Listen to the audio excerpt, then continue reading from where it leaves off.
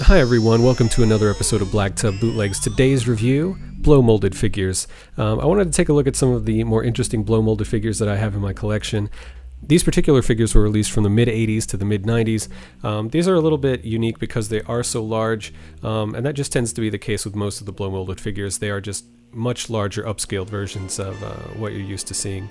The one that towers over them the most is obviously this Quicksilver figure from the SilverHawk series, so let's go ahead and take a look at him. You can see he comes with a large Tallyhawk accessory, which is pretty cool.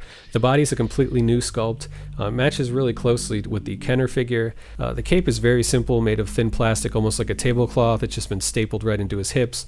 The back details are a little fudged. The quality of the plastic is very low, but overall, you know, it's a pretty decent attempt at upscaling a much smaller figure. So let's go ahead and take a look at the larger lino figure. I have two smaller Mexican bootlegs here just as a point of reference for scale. You can see the face paint was actually quite good at one point in time. I was going to repaint it for the video, but decided just to leave it as is. What's cool about this figure is that they actually use different colored plastics instead of paint to color the figure. You can see where he was painted, the paint is kind of chipped and broken away and hasn't really stood the test of time. Also, the sticker for the belt is long gone. Another cool thing I wanted to show you was this Thunder tank that was blow molded. Actually goes with some of these smaller figures from Mexico, but I just wanted to show it since it is blow molded. One of the biggest problems with the actual Thunder tank toy was that the rubber treads would always break. These guys just used a little bit of coat hanger and some plastic wheels, and not quite as exciting as the original.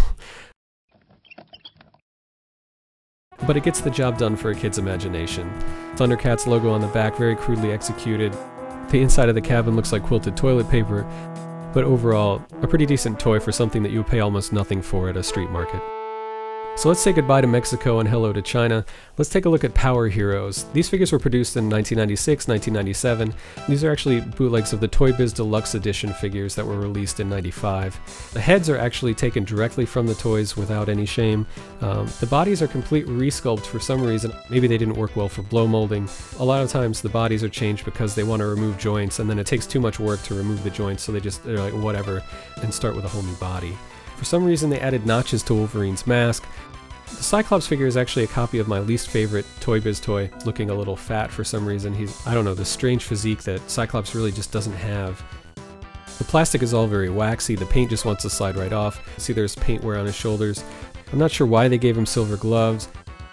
There's no X logo on his chest, but the heads are squishy. Doesn't take a genius to see the accessories won't work.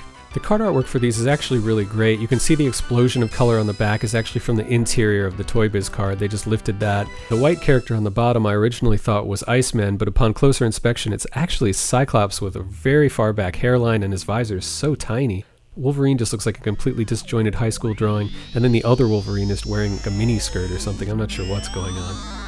Overall, the best thing about these things is the size, and also the inaccuracy.